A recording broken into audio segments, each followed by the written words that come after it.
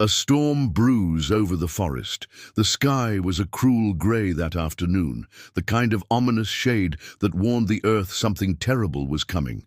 Winds twisted through the thick canopy of the forest, swaying treetops like ocean waves, howling like distant wolves.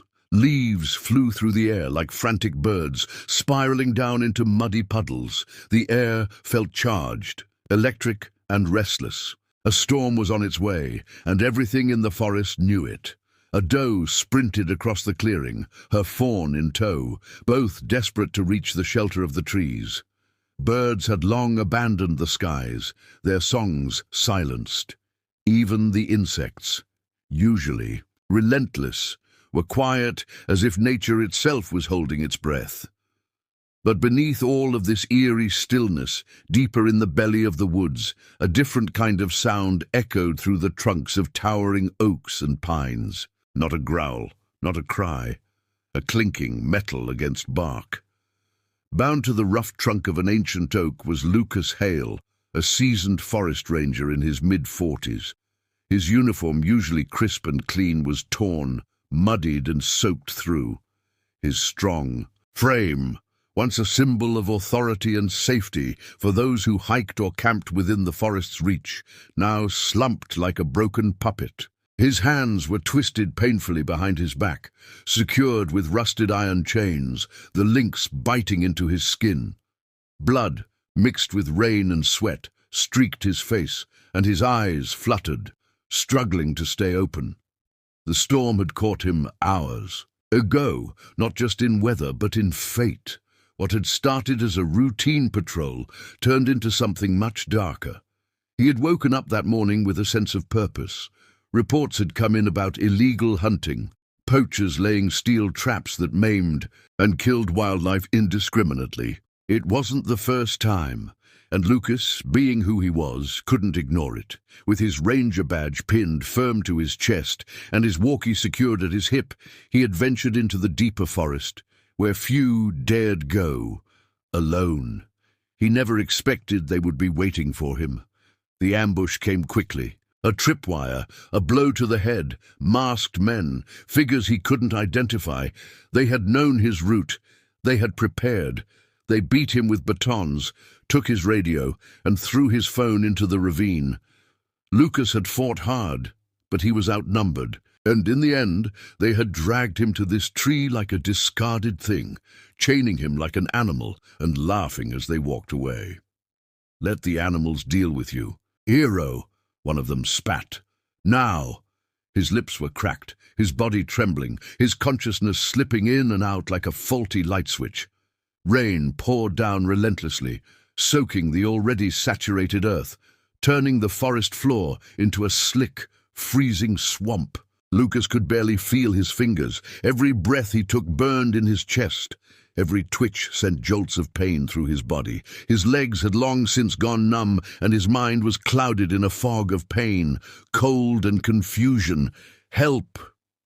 He croaked once, though there was no one to hear it, or so he thought, because far away, just beyond the thicket, past the rotting logs and tangled brambles, two sets of eyes gleamed in the dim light. German shepherds, lean, muscular and alert, watched from the shadows. One male, one female. Their coats were matted with mud, their ears twitched with every gust of wind. Strays, but not entirely wild. Their names, though long forgotten by the world, were Bruno and Sasha. They had no collars, no owners. They belonged to no one, except maybe, once, they had belonged to him. Months ago, Lucas had found them near a collapsed den, pups then, malnourished and scared. He had brought them to the ranger cabin, fed them, cleaned their wounds, and slowly earned their trust. But he knew the forest was their true home. After a time he had let them go, free to roam, yet something had remained between them, a silent bond, a memory of gentleness, of safety. And somehow, despite the time and the storm, they had found him again.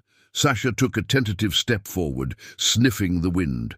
Bruno remained still, his ears pricked, his gaze fixed on the slumped form chained to the tree. They could smell his blood. They could hear the shallow rasp of his breath. Recognition sparked, subtle, yet certain. This was no stranger. This was him, the one who had once whispered kind words and shared his food, the one who had cradled them when they were too weak to walk. Lightning flashed across the sky in a jagged tear, illuminating the battered man's face for a moment. Then something in Sasha stirred. She moved forward, a low whine escaping her throat. Bruno followed, less certain but unwilling to let her go alone. Together they approached the tree cautiously, sniffing the air, their instincts battling concern. Lucas stirred. His eyes opened, glazed with exhaustion. But then, a flicker of something new. Hope. "Sasha," he rasped, barely audible. "Bruno, is that you?" A soft whimper answered him. Sasha nuzzled his boot, licking the leather gently. Bruno circled once, then sat beside him, keeping watch. He barked, not loud, but firm. A warning, a signal. The forest had abandoned its voice, but these two hadn't. The storm raged above, tearing at the trees and flooding the trails. But beneath the old oak, something beautiful was beginning. 2 German shepherds had heard the forest cry, and they had answered, not as strays, but as guardians. A devoted forest guardian, long before the storm, before the chains, and before the cruel laughter of poachers echoed through the trees. Lucas Hale had made a quiet promise to the forest, not in grand speeches or dramatic oaths, but in the quiet routines of a man who cared too deeply to walk away. He had come to these woods fresh out of military service, trading the noise of war for the serenity of birdsong and pine needles underfoot. To many, he was just a park ranger. But to the animals, the trees and the trails, he was something else, a guardian, a keeper of balance, a quiet protector. Every morning, long before the sun touched the treetops, Lucas would lace up his boots, fill his thermos with black coffee, and set off down narrow dirt paths that wound like veins through the dense forest. He knew every bend, every hollow tree, every fox den and squirrel nest. Children from nearby towns knew him as Mr. Lucas, the forest man. He'd show them how to spot deer tracks and identify bird calls. When a bird fell from its nest, Lucas was the one who carefully returned it. When a fawn was found crying beside its lifeless mother, killed by a trap, Lucas would cradle it in his arms and promise in whispers that it wouldn't be alone. But not all who walked these woods had hearts like Lucas. He had fought poachers before, men who saw profit in cruelty, who snapped the legs of animals with hidden traps or left snares that choked the life out of anything unlucky enough to wander into them. Lucas knew the signs: broken branches, unnatural clearings, blood where there should be none. He filed reports, removed traps by the dozens, and patrolled aggressively. Some poachers were caught and fined, others vanished deeper into the forest, angry and vengeful. They began to mark him, not just as a nuisance, but as a threat to their business, and yet he never stopped. Months ago, when he'd stumbled across 2 tiny German shepherd puppies, trembling under the corpse of their mother, shot and left to rot. Lucas didn't hesitate. He'd wrapped them in his jacket, whispering words he hadn't spoken in years. "You're safe now," he said, pressing them gently against his chest. Their eyes, wide and filled with fear, had slowly blinked, closed in the warmth of his arms. He named them Sasha and Bruno. At the ranger cabin, he nursed them back to health, feeding them mashed venison and soft bread. Sasha had been the curious one, always testing the limits. Bruno was more reserved, always observing, always watching. Lucas with quiet, questioning eyes. In time, they grew stronger. They began to run, to chase squirrels, to bark at shadows, and eventually they returned to the wild. Lucas never tried to tame them. He knew some souls belonged to the forest more than to any man. Still, he left out scraps every week, just in case. So when reports came in of new poaching activity, more aggressive, more organized, Lucas didn't hesitate. He read the coordinates scrawled on a crumpled anonymous note. Near Devil's Hollow. Trap set! Dangerous! Most would have waited for backup, but Lucas had dealt with this before. He believed in swift action. He believed he knew his forest well enough to handle it. He left at dawn, whistling softly as he passed the old pine that split like a forked tongue. The birds were quiet that morning, not silent, just uneasy. A subtle shift he couldn't quite place. He pushed deeper, the wind picking up behind him, his boots crunching damp leaves. He found the traps all right. Dozens of them. Cruel, jagged steel teeth half buried in the earth, some already blooded. One still held the mangled paw of a rabbit, twitching faintly. Lucas's stomach turned. He knelt down, disarming one with steady fingers. "You monsters," he muttered, under his breath. He'd barely stood back up when a snap cracked behind him. Too late, a blow struck the side of his head. The world spun, then another. Figures, dark, masked, laughing. He fought back, striking one in the gut with his elbow, but another caught him across the jaw with a bat. The last thing he remembered before slipping into darkness was the harsh clang of metal and the suffocating sound of chains. Now, hours later, chained and broken, the cold rain eating into his bones, Lucas wondered if this was where it ended.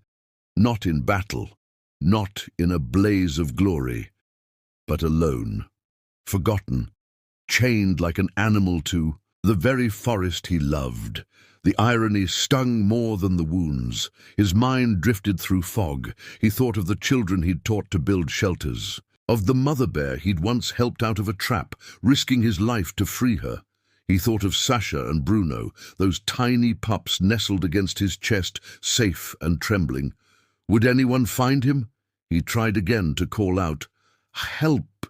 His voice cracked, broken and swallowed by the storm. But something moved in the distance. Leaves rustled, not in the rhythm of the wind, but with purpose. Footsteps, light, careful. He forced his swollen eyes open. Two shapes, low to the ground, ears pointed, eyes watching, Sasha and Bruno. It was impossible, but there they were, real, soaked, and staring straight at him. For a moment, Lucas thought he was hallucinating, but when Sasha whimpered and Bruno let out a sharp, urgent bark, he knew the forest hadn't forgotten him. The ones he had once saved had come to return the favor. Ambushed and chained, Lucas had never known fear like this, not even in his years overseas, not when he heard bullets cracking past his ears in the desert heat. Fear, he had learned, was different when it came slowly, when it grew like a parasite. Inside your chest, whispering this might be the end. Now, with the cold soaking through his skin and his wrists shredded raw by the rusted chain, fear was eating him alive. His mouth was too dry to swallow. His head throbbed from where the poachers had struck him, and his arms, twisted behind the tree, were long past numb. Every now and then he drifted out of consciousness, only to jerk awake, muscles spasming from the cold. When he managed to stay awake, all he could do was stare at the forest, hoping, hallucinating, but they were real, Sasha and Bruno. The pair moved like shadows through the trees. Sasha whined again, stepping cautiously toward Lucas. Her head tilted in confusion, concern. She could smell the blood on him, the iron tang sharp in the air. Bruno, ever watchful, sniffed the perimeter, circling wide, alert to movement. Then he trotted back to Lucas, barked once, sharp, commanding, almost as if to say, "Stay awake, we're here now." Lucas's heart thudded. You came," he managed to rasp. The words cracked from his mouth like dry twigs. Sasha gently pawed it. The chain, her nails clicking against the metal. Bruno growled low, directed at the chain itself, not Lucas. They could sense the danger, the wrongness. Something was holding down the man who had once fed them from his own plate, who had tucked them in with an old army blanket when the wind. howled through the ranger station. Sasha sniffed at the base of the tree, then tried to dig at the soil beneath the chain. Bruno joined her, but it was futile. The chain was thick and looped tightly through a metal bolt, driven deep into the trunk. It wasn't something the dogs could bite through or paw loose. Still, they tried, over and over, barking, digging, tugging. Lucas fought to stay awake. The world flickered in and out like a dying lantern. He remembered flashes from the ambush, gravel voices behind black masks, heavy boots trampling undergrowth, a metallic click before the blow to the head. He remembered the lead poacher, a man with a deep scar that twisted his upper lip into a permanent sneer. "You should have stayed in your cabin, Ranger," the man had said. "You think you can save everything in these woods? Save yourself first." Then came the chains, not ropes, chains. They weren't planning for him to get free. They didn't want him found, and they didn't expect anything or anyone to come. Looking, but they hadn't counted on 2 forgotten German shepherds. Bruno stopped barking and pressed his snout close to Lucas's ear. He nudged him, firm and steady, trying to keep him awake. Lucas shivered and leaned his head back against the tree. He could barely move. The rain was lighter now, but the cold remained, sharp as needles in his chest. Sasha, muddy and desperate, sat down and howled, a long, mournful sound that cut through the forest like a blade. She howled again. Bruno picked up the call, and far off, faint but real, another bark answered. Lucas blinked. Was he imagining it? No. It came again. A deep bark, then 2 sharp ones, then silence, then again. Another dog. No, several. Hope flared in Lucas's chest.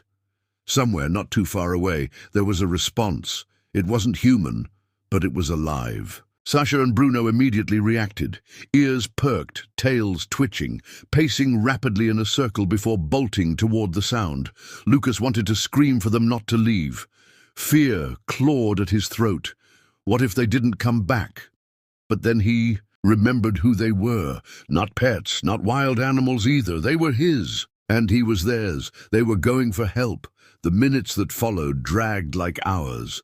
Lucas drifted in and out of consciousness again, the pain in his shoulders now dull and distant, his lips numb. The forest shifted around him, darker but strangely quieter, like it too was watching and waiting. Suddenly, something cracked in the underbrush. Lucas jerked awake. He saw movement, shadows. Human-sized. Was it a rescuer? A hiker? No. The figure stepped into the clearing, and he recognized them instantly. The poachers, 3 of them. Same dark clothing, same cruel eyes. "Well, well," said the one with the scarred lip, grinning as he approached. "Still alive. Tough bastard." Lucas tried to straighten up, to speak, to defy them, but nothing came out. "We figured the animals would find you," another said, "or the storm would do the job. But I guess we'll have to finish it ourselves." The leader drew a long hunting knife. "Can't have any heroes ruining our business." He stepped forward, but before the knife could fall, a low snarl echoed from the trees. Sasha. She leapt from the darkness with a fury Lucas had never seen. She barreled into the knife-wielding man, knocking him back with surprising force. Her teeth sank into his arm as he screamed. Blood spattered the leaves. Before the others could react, Bruno lunged from behind, clamping down on another poacher's leg. The forest erupted in chaos. Men shouted. Dogs growled and bit with precision, trained not by obedient school, but by instinct and memory. They fought for the man who had saved them, who had given them a chance at life. They fought not like strays, but like warriors. The poachers didn't stand a chance. Sasha's jaws found the knife and tore it from the leader's grip. Bruno drove the second man into a tree. The third, terrified, turned and ran blindly into the forest. Sasha barked wildly, staying near Lucas. Bruno stood guard, his chest heaving, blood on his snout, but none of it his. Lucas, barely conscious, smiled, "My good, brave kids." And then, in the distance, the crunch of tires on wet leaves, headlights through the trees. Help had arrived. The rescue mission. The blinding headlights cut through the forest gloom like beacons from another world. Lucas, barely conscious, could only squint into the glowing light as figures emerged, real this time. Not phantoms, not threats, but rescuers. Over. "Here!" a voice shouted. "Dear God, he's chained. Bring the bolt cutters." Through his fogged vision, Lucas recognized one of them, Officer Danny Perez, a wildlife enforcement officer and former trainee under him. She dropped to her knees beside him, her gloved hands gently cupping his blood-caked face. "Lucas, can you hear me? It's Danny. You're safe now. We've got you." Lucas tried to answer, but only a faint rasp escaped his throat. His body had gone limp, beyond exhaustion. Still, in the swirling pain and cold, a flicker of relief sparked in his chest. He wasn't going to die out here, not forgotten, not alone. Danny turned to the others. "Cut him loose, carefully. His left shoulder looks dislocated." The tools clamped onto the rusted chain. With a sharp crack and a metallic snap, the first link gave way. Bruno, standing beside Lucas like a sentinel, growled softly when the bolt cutters moved too close. Danny raised a hand to him calmly. "It's okay, boy. We're helping."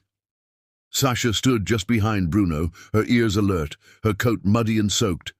But her eyes never left Lucas. She watched every movement, silent, guarding. When the last of the chain fell away, Lucas slumped forward into Danny's arms. "Easy," she whispered, easing him to the ground. A medic rushed forward and began checking his vitals. Lucas winced as they touched his bruised ribs and bandaged the deep abrasion across his wrist. "Severe hypothermia, dehydrated. Likely a concussion," the medic said, voice tight with concern. "We need to get him to the truck, now." As they worked to stabilize Lucas, more officers appeared, securing the area, setting up lights. 2 poachers were already in custody, one nursing a mangled arm, the other handcuffed with a broken leg. The third was still on the run, but a K9 unit had been dispatched to track him. The dogs were the heroes of the hour. Officers who had seen the bloody scuffle, the torn clothing and ripped sleeves on the poachers, couldn't believe their ears when Danny said, "They saved him. These 2 dogs, they're the reason we found him alive." And she meant it. Hours earlier, Danny had been reviewing old case files in the ranger station when she heard the faintest distant howls, repeated, overlapping, not ordinary barking. It was a distress call, unmistakable to someone who'd spent years learning the language of the wild. Sasha and Bruno's voices rang through the canyons like an urgent prayer. She followed it. With the local forest patrol, Danny hiked through the muddy ridges of Devil's Hollow, tracking the barking, until they stumbled across the trail, trampled ground, human prints, and then blood. She knew it was bad, but she also knew Lucas wouldn't have given up without a fight. And he hadn't. Now, hoisted gently onto a stretcher, Lucas reached out a trembling hand. "Sasha, Bruno," he murmured. The 2 dogs immediately approached, pushing their noses into his hand. Danny knelt beside them. "You can ride with him," she whispered, brushing Sasha's head. "You earned it." Inside the emergency vehicle, Lucas lay under layers of thermal blankets, oxygen mask over his face. Sasha curled up beside him on the floor of the truck, pressing her body into his side. Bruno sat watchfully by the door, growling softly at anyone who stepped too close. The medic glanced down at them and smiled. "I've seen trained search dogs, but this is something else." At the hospital, Lucas was rushed into care. Broken ribs, severe dehydration, hypothermia, and a mild concussion. Doctors said that had he been found even an hour later, he might not have survived the night. His internal temperature was dangerously low, and his body had been on the verge of shutting down. While he was treated, Sasha and Bruno remained in the waiting area. Word had already spread through the town. The forest man had been found. Locals brought blankets and food for the dogs. Someone offered hot broth. Others simply came to sit quietly, their faces solemn, their hands folded in hope. The hospital made an exception. Sasha and Bruno were allowed into Lucas's private room, where he finally awoke 2 days later. His vision was still cloudy, but the first thing he saw was Sasha resting her chin on the side of the bed, her amber eyes watching his every breath. He smiled faintly. "You didn't forget me, did you, girl?" She wagged her tail once, and Bruno let out a soft, happy grunt. Tears welled in Lucas's eyes. "You came back." Danny entered quietly. She was holding a file, the incident report, and a freshly brewed cup of black coffee. "Figured you'd want this," she said, setting it on the table beside him. Lucas nodded. "You always knew where to find me." "I had help," she smiled, looking toward the dogs. Then her smile faded. "You know, they didn't just find you. They fought for you, protected you until we got there. I've never seen anything like it." Lucas's voice cracked. "I raised them. Thought I let them go. But I guess love doesn't work like that." "No," Danny whispered. "It doesn't." She sat beside him, resting her hand on his arm. "You've given your life to this forest, to the animals, to people like me. I just hope you know that it's noticed. You're not alone, Lucas. Not anymore." Outside, the hospital window, the storm clouds had cleared. Sunlight filtered through the pines, and though he was still healing, his body bruised, bones aching, Lucas felt a calm settle over him. He was alive, because the forest he had protected for years had protected him back, and at the heart of it all stood two muddy, loyal German shepherds who had once been saved by a kind man and had returned to do the same. Echoes in the forest. The forest was never silent. It whispered through the leaves, hummed in the chirps of birds, and told stories with every rustle of undergrowth and creak of timber. Lucas had lived long enough among the trees to understand those voices. But now, as he lay recovering in the hospital bed, with Sasha curled at his feet and Bruno standing guard at the door, the echo he heard most clearly wasn't of wind or rain. It was gratitude, quiet, constant, and overwhelming. In the days that followed his rescue, the small town of Ridgepine wrapped its arms around Lucas like a warm quilt. Cards, flowers, and care packages filled his room. Children from the local school sent drawings, some of Lucas as a superhero in a ranger's hat, others of Sasha and Bruno wearing capes. Even townsfolk who had once been wary of him, the loner in the cabin, the quiet war vet turned forest guardian, now saw him as something more, a symbol of resilience, of loyalty repaid. But for Lucas, the greatest gift was having Sasha and Bruno back by his side. The hospital had planned to keep them in a shelter during his recovery, but Danny, persistent and persuasive, fought to allow them access. "Those dogs saved a human life," she told the board.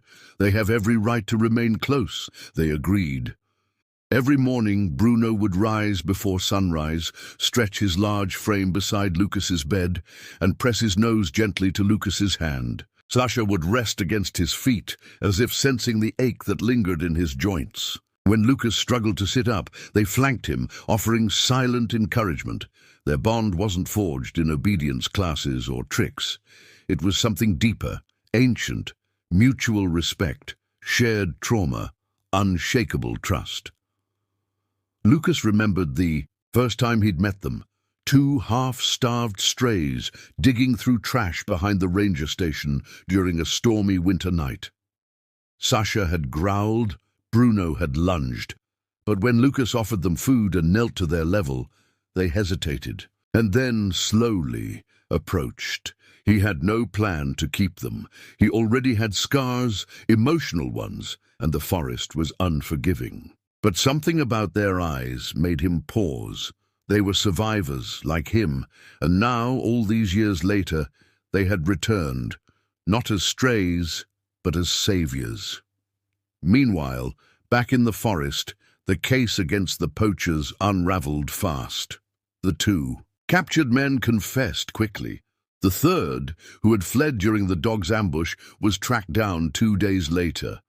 Ironically, it was another dog, a member of the Ridgepine K9 unit, who sniffed him out in an abandoned hunting cabin. Cold, hungry, and limping, he surrendered without resistance. Investigators uncovered a sprawling web of illegal activity: traps, pelts, hidden storage bunkers. The poachers had been exploiting the forest's most vulnerable for years. Wolves, foxes, even endangered eagles. Lucas had been close to exposing them, and they knew it. That's why they ambushed him, to silence him. But they hadn't expected his silence to be answered by the howls of two forgotten souls, with teeth and courage enough to shake the trees. With evidence gathered and testimony from Lucas and Danny, the poachers were prosecuted swiftly. The town mayor declared a special day in Lucas's honor, Ranger Lucas Day, dedicated to forest preservation and the bond between man and animal. Lucas, however, didn't want speeches or ceremonies. He asked for something else. A week after his discharge, with his arm still in a sling and bruises blooming like storm clouds on his skin, Lucas stood at the edge of the woods once again. Sasha and Bruno flanked him. Danny waited beside her patrol vehicle, watching silently. "Are you sure you're ready for this?" she asked. Lucas took a breath. The scent of pine, damp soil, and fresh air filled his lungs like medicine. "I need to see it," he said, "where it happened. I need to face it." They hiked slowly, carefully. The trees stood solemn as ever. The forest had cleaned itself, as it always did, washing away signs of the violence that had occurred. But Lucas could still feel it. The tree where he'd been chained still bore the scar where the bolt had been ripped out. He stepped forward and touched the bark. No words, just memory. Sasha sat quietly nearby. Bruno sniffed the soil, then turned his eyes to Lucas, watching, always watching. "This place," Lucas said finally, "tried to kill me, but it also saved me." He dropped to one knee, wincing slightly, and dug his fingers into the earth. "I want to build something here, a marker. Not for me, for them." "You mean the dogs?" Danny asked softly. Lucas nodded. "And for everyone who walks through this forest not knowing that sometimes the wild doesn't just take, sometimes it gives back." Together they began laying stones, a small pile at first, then a larger base. Danny helped gather driftwood and moss, creating a natural monument. At the top, Lucas placed a small wooden plaque, hand-carved back at his cabin. It read, "For Sasha and Bruno, who heard the cry and answered, guardians of the forest, friends to the forgotten."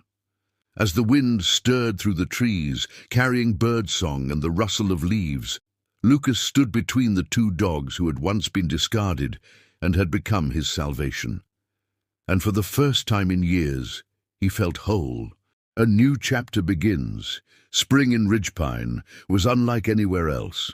The snow melted off the treetops in slow, shimmering droplets. Wildflowers bloomed between fallen logs. Creeks, once frozen and silent, now burbled with life. It was in this renewed world that Lucas took his first real steps toward healing, not just of his body, but of his spirit. Each morning, with Sasha on one side and Bruno on the other, he walked down to the stream behind his cabin.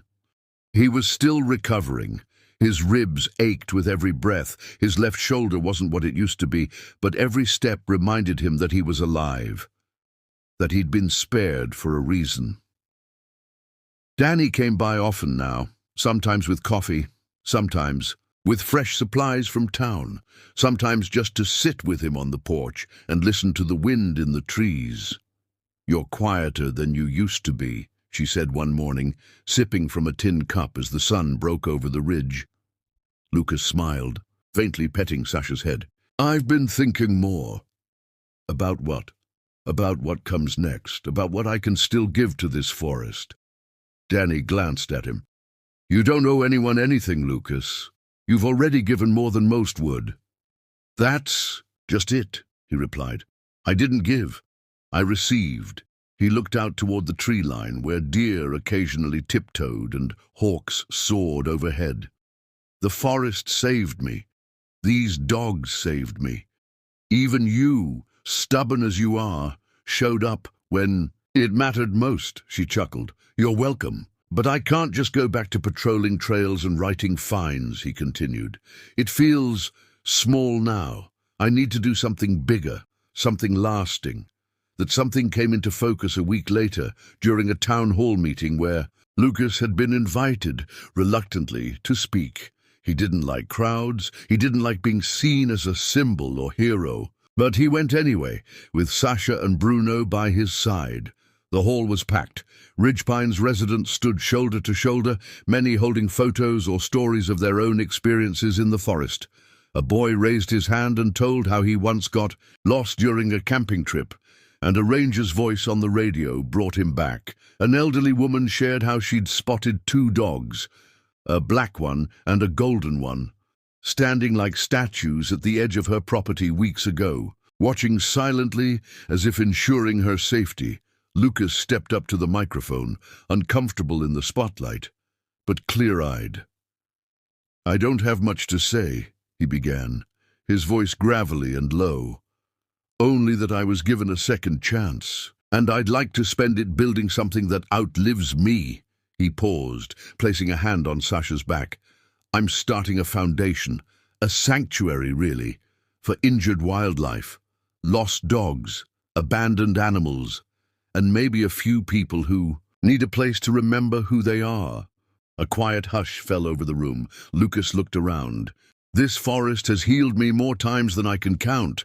I think it's time I help it heal others. The idea bloomed faster than anyone expected. Danny helped him file the paperwork. Volunteers from town pitched in, carpenters, electricians, students from the college who wanted to study wildlife biology. The old ranger station, long abandoned since the budget cuts, was donated by the city council as the first official location. They called it Echo Haven. It wasn't just a shelter, it was a living promise. Lucas oversaw every detail personally. Kennels were built not as cages, but as cottages, open, warm, made of reclaimed wood with soft straw beds. A wildlife rehab area was added, with quiet spaces for injured owls, foxes, even deer. There were walking trails, healing gardens, and most importantly, spaces where veterans, trauma survivors, or just lonely souls could come and feel safe. Word spread, not just in Ridgepine, but beyond.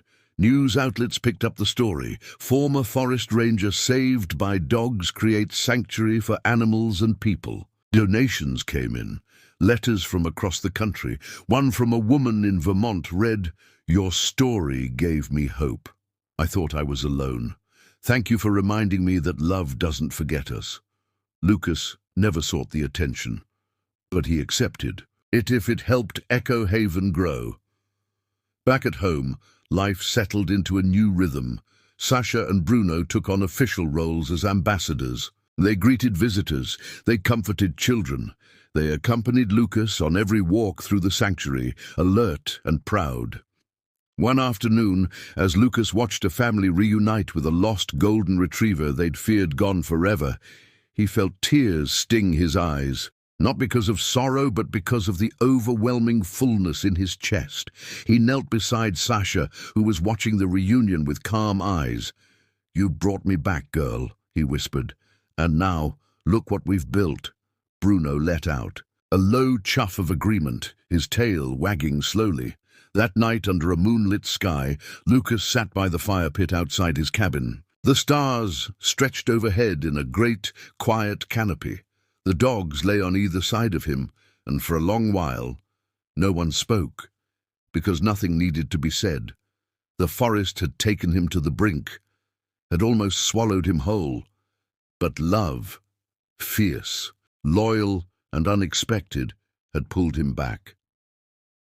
Shadows fade, hearts mend. It was just past dusk when the visitor arrived. Lucas was locking up Echo Haven's main gate for the evening when headlights crept up the gravel road. A beat-up pickup truck came to a slow stop. From it stepped a young man, early 20s, thin, with deep circles under his eyes and a cautious way of moving, like someone used to being unseen. Sasha and Bruno, resting nearby, stood but didn't bark. They sensed something different in him, not danger, just hurt. The man took off his cap. "Is this the place where the ranger lives?" he asked. Lucas nodded. "Depends who's asking." "I'm Evan," he said. "I was in the woods that night." "The one your dogs found you—" "I saw something. I should have done more. I'm sorry." Lucas studied him. Something in his voice rang with remorse, not rehearsed, but real. Evan swallowed. "I was with them at first. The poachers. My uncle runs that crew. I didn't know what they were doing at first. Then I saw you chained up, saw those dogs fighting to protect you. I ran. I was scared." Lucas didn't speak, just opened the gate. "Come in," he said quietly. Inside, Evan sat by the fire pit, shoulders hunched. "I couldn't sleep. Not. After that, I came back, been living out of my truck. I didn't know how to make it right." Lucas looked at the flickering flames, then at Sasha and Bruno, lying calmly by Evan's feet. "You just did," Lucas said, "by coming here." For a moment there was silence. Then Lucas stood. "You want to help? There's always work to do." Evan looked up. "You'd let me stay?" Lucas offered a small nod. "This place is for anyone ready to start over." Over the following weeks, Evan became part of Echo Haven. He learned to care for the animals, helped mend fences, and eventually found his voice again. The dogs grew to trust him. Sasha even began sleeping outside his bunkhouse door. One day, while feeding the fox kits, Evan turned to Lucas and asked, "Why didn't you turn me in?" Lucas replied simply, "Because someone gave me a second chance too. His name was Bruno, and her name was Sasha." Evan smiled, the first real smile Lucas had seen on him. The shadows of the past didn't vanish in a day. But in this quiet forest sanctuary, hearts mended slowly, softly, under the watchful eyes of two dogs who knew what it meant to fight for life. And for the first time in a long time, hope didn't feel like a distant dream. It felt like home. When the storm returned, the storm rolled in without warning.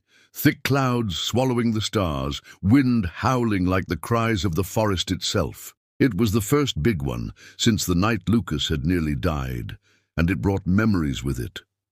As rain pounded the tin roof of the cabin, Lucas sat by the fire, Sasha's head resting on his lap. Bruno paced occasionally, alert and uneasy. Neither dog liked storms, neither did Lucas anymore. The thunder cracked so loud it seemed to split the trees in half. Sasha flinched. Lucas instinctively wrapped an arm around her. "You still remember too, huh?" he whispered. Outside, the power flickered. Evan appeared in the doorway with a flashlight, soaked to the bone but calm. "There's a tree down near the rehab pens," he said. "I think we should check it before the creek floods." Lucas grabbed his coat without hesitation. In the rain, Sasha and Bruno led the way, weaving like shadows through the underbrush. They reached the fallen tree just in time. It had crushed part of the fence. One of the young deer inside was trying to squeeze through the broken wire. Lucas moved fast, guiding the frightened animal back, while Bruno stood guard and Sasha blocked its path to the rushing creek. In the chaos of lightning and mud, the three of them, man and dogs, worked like a single soul. When it was over, when the deer was safe and the fence reinforced, Lucas stood in the rain and let the cold wash over him. He wasn't afraid anymore because he knew, no matter the storm, he wasn't alone. A legacy of loyalty months passed, and Echo Haven grew into something more than Lucas had ever imagined. The sanctuary became a haven not only for animals but for people too, those in need of healing, of second chances, just like him. Veterans, families struggling with loss, and those in search of peace all found a home in the quiet forest. One sunny afternoon, Lucas stood by the stream, Sasha and Bruno at his side. He watched as a group of children played in the shallow waters, laughing as one of them tried to wade through with a dog, a young golden retriever they'd adopted from Echo Haven. It was a scene he never could have envisioned when he was chained. And to that tree, gasping for breath in the rain, he felt a hand on his shoulder. It was Danny, her smile as bright as the sun filtering through the trees. "You did it, you know," she said softly. "You turned your pain into something beautiful." Lucas glanced over at her, his voice quiet but firm. "We did it. All of us," she nodded. "The dogs, the people, the forest. It was always meant to be." Sasha barked softly, tail wagging, while Bruno leaned into Lucas's side. The bond between them, built on loyalty, love, and sacrifice, had shaped more than just this sanctuary. It had shaped Lucas's soul. His journey had been long, painful, but as he watched the children run, laughing and free, he knew that the forest had given him something far greater than survival. It had given him a legacy of love and loyalty that would live on long after the storm had passed. The full-circle winter crept back into the forest, bringing a soft dusting of snow that clung to the branches like whispered secrets. The stillness of the season settled over Echo Haven, but the sanctuary, now well-established and flourishing, continued its quiet work.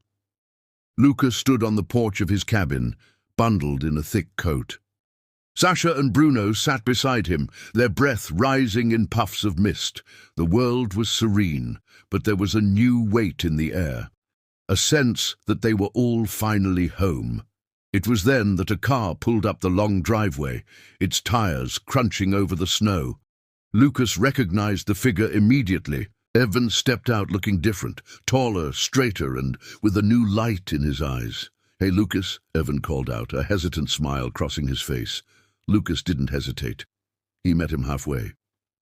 "You're looking good, kid," Lucas said, clapping him on the shoulder. Evan laughed softly. "I've learned a lot since I got here, about work, about life." Behind Evan, a small trailer was hitched to the truck. It wasn't much, but it was his. "I've got a new place," Evan said, his voice steady. "Thought I could use some space to work on what I've learned here. I want to help the next group of people who come through. So, I'm starting something. Of my own." Lucas smiled. "I'll always be here if you need help." Evan looked down at Sasha and Bruno. "You're right. You always will be." The two dogs trotted over, wagging their tails. Without hesitation, they leaned into Evan, their acceptance a quiet blessing. In that moment, the circle was complete. From pain, through healing, and now with a future ahead, and the legacy of loyalty, of love would continue. The true gift of home as the weeks passed. Winter's grip slowly loosened, and the promise of spring began to unfold across Echo Haven. The snow melted away, revealing the vibrant green of the earth beneath. Animals returned to the fields, and the trees stood tall once again, their branches thick with the weight of fresh buds. It was as if the entire forest had exhaled, breathing life back into the sanctuary. But for Lucas, the changes in the landscape were nothing compared to the transformations that had occurred within the hearts of those who came through Echo Haven's gates. One afternoon, as the sun began its slow descent toward the horizon, Lucas sat outside, watching the sky turn to gold. Sasha lay by his feet, and Bruno rested his head on his paws beside him. The air was crisp but full of warmth, the kind that only comes when peace settles into the soul. Evan was in the barn, working on repairs to the animal shelters. Danny was visiting with a local group of students, teaching them about the importance of wildlife conservation. Everything felt right, but Lucas knew there was still one more thing left for him to do, a final piece of the puzzle that had brought him to this point. A gift he had promised to give to the forest, to the dogs, to the people who had walked beside him in the darkest hours of his life. That night, as the first stars blinked into existence above the trees, Lucas made his way to the edge of the forest. The dogs followed closely, knowing exactly where they were headed. They'd done this before. The tree where it had all begun, the one that had almost taken his life, stood tall against the backdrop of the night sky. It had become more than just a painful memory. It had become the symbol of his survival, of everything he had fought for. He reached up and placed his hand against its bark, the rough texture grounding him, reminding him of his journey. "Thank you," he whispered softly. The words meant not just for the tree, but for everything the forest had given him, the strength to survive, the courage to rebuild, and the love that had carried him through it all. Sasha nudged his side gently, as if urging him to continue. Bruno sat down beside him, a quiet, watchful presence. "I'm not alone anymore," Lucas said, more to himself than anyone else. "And I never will be again." There, under the canopy of stars and the protective arms of the forest, Lucas made his promise. He would never forget. He would honor the life he had been given, and he would ensure that those who came to Echo Haven would carry the same light, the same hope into the world. A new beginning. The years passed, and Echo Haven flourished, becoming a beacon of hope for animals and people alike. The sanctuary wasn't just a place, it was a community, a family. People from all walks of life came to find solace in the forest, to learn about the delicate balance between humans and nature, to heal alongside the animals who had once been broken. Lucas, now older but still as dedicated as ever, stood in front of the sanctuary one bright morning, his heart full of gratitude. Sasha, still as protective as ever, sat at his feet, her eyes watching every movement. Bruno, always by his side, rested near the entrance, keeping a quiet vigil over the land they had all worked so hard to protect. In the distance, Evan was teaching a group of young volunteers about animal care, his voice steady and confident. Danny was at the information booth, welcoming new visitors to the sanctuary with a smile that could light up the darkest day. It had all come full circle. What had once been a place of pain and survival had transformed into something entirely new, a place of love, of growth, and of purpose. And at the center of it all stood the dogs, the two German shepherds who had saved Lucas's life, who had shown him that love was the strongest force in the world. As the sun dipped low, casting a warm golden glow over the landscape, Lucas stood, with his hand resting on Sasha's head, feeling the pulse of the earth beneath his feet. He took a deep breath, letting the quiet hum of nature fill his senses. "This is it," he whispered. "This is home." The forest had taken so much from him, but in the end, it had given him everything he needed to rebuild. And now, with Echo Haven standing tall, he knew it wasn't just about saving animals anymore. It was about saving souls, human and animal alike. Lucas looked at the camera Danny had set up nearby. She'd suggested that one day he should share his story, share the journey that had brought him here, with the world. It was time. As he stepped into the frame, Sasha and Bruno standing proudly beside him, he smiled warmly. "If you've followed our journey, thank you. If you've been inspired by our story, we hope it's given you hope. But it's not just about us. It's about all of us and what we can do when we come together." He paused, his voice steady.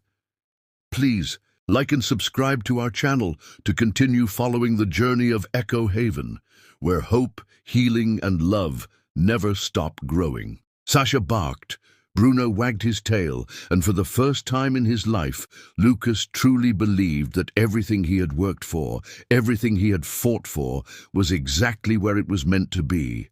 And in the heart of that forest, with the wind rustling through the trees and the dogs at his side, Lucas knew one thing for certain: this was only the beginning. Thank you for joining us on this journey. If you've been moved by our story, please don't forget to like, share, and subscribe to our channel. Your support helps us continue to build a place where love, healing, and second chances are always possible.